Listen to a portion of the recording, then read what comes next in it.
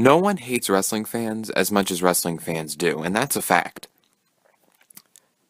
Today, I'm just going to talk about wrestling fans in general. I'm not reading some script, and I don't have all my thoughts, idolized out. I don't have them all laid out with a plan. I'm just talking. I'm just talking for the sense of talking. The thing that bothers me most about, first of all, let's talk about the smarks. Let's talk about the smart marks. The thing that bothers me most about them is, or at least most of them, is they look down on marks or just any type of fan in general and claiming that if they don't know every single in and out of the business, they're not a true fan. That gets me mad from the beginning because first of all, what the hell do you know? You know, unless you've worked in the wrestling business, how can you claim to know anything?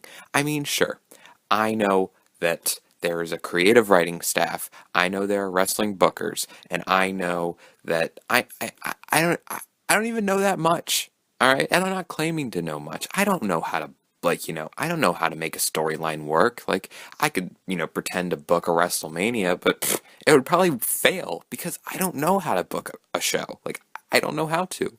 I could book a show that I'd want to see, but I don't know what other people want to see, but that's besides the point.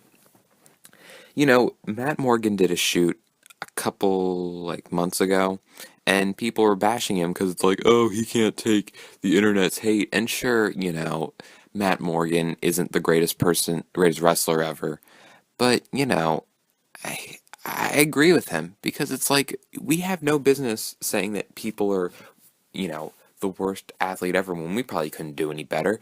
And we can't claim to know what a typical big man squash match is because we don't. We don't. Unless you. And I'm not saying like, oh, I ring announced an indie show in Connecticut, therefore I know what I'm talking about. I mean, if you have worked in the wrestling business, if you have been a backstage agent, booker, etc., you cannot talk. You don't know. And the pinnacle of all this has come in the last couple of weeks with the Randy Orton, Daniel Bryan, Triple H Corporation storyline thing. In my opinion, I thought it was great. I mean, after every single Raw with Daniel Bryan laid out and Randy Orton with the title above his head, I was like, all right, there it is. I thought that was a great storyline. I'm like, they are made right now, especially in the fall. Like in like WrestleMania season, WWE pulls out all the stops to like make the shows great. But it seems like in the fall you hit like some sort of snag. Like you're coming off SummerSlam, which was your big pay-per-view, and then like around Night of Champions, Hell in a Cell, it's not for the past couple of years, it hasn't really been doing great during that time. But honestly, I'm like, they are made with this storyline. It's great. They have everyone sucked in. But then I hear that everyone isn't liking this storyline. And I don't understand why. Isn't it what everyone wanted? Everyone wanted Daniel Bryan to be in the main event picture, and he is. And everyone was begging and pleading for a heel Randy Orton, and guess what? We have him. They don't like wrestling fans don't know what they want. And another thing is like stop acting like you're better than the storyline because deep down we are all marks. Okay? You can be the smartest, most jaded fan. We are all marks. No matter what happens, no matter what the storyline is, if we're invested in it, we're going to become a mark. That's when you know you have a great storyline. And what's ironic is the Smarks are mad that the babyface is getting destroyed by the heel corporation, and that's the behavior of a mark. So that's, in my opinion, that's my proof that this storyline is working out well. It's turned people of any type into a mark. Everyone is a mark right now because they want to see Daniel Bryan get the upper hand. Sure, people are saying, oh, he should get the upper hand so he looks equal to or at least stronger than the heel corporation. That's what some people are trying to camouflage it as. But basically what you're saying is, I want the babyface to reign supreme, which is what WWE wants us to do. They have us. We are puppets on strings right now with this storyline. This storyline is one of the best storylines they've had in the last couple of years, and it's not even in the WrestleMania time frame. This is in the fall where WWE tends to kind of lack throughout the year. But I don't know, that's just my thoughts. And again, this was not an organized video. I had nothing planned out. I am just talking. But deep down, we're all marks. That's what I'm trying to get at here. And again, if you want Daniel Bryan to overcome the corporation, you're acting like a mark because you want the babyface to reign supreme. And again, you want it for different reasons.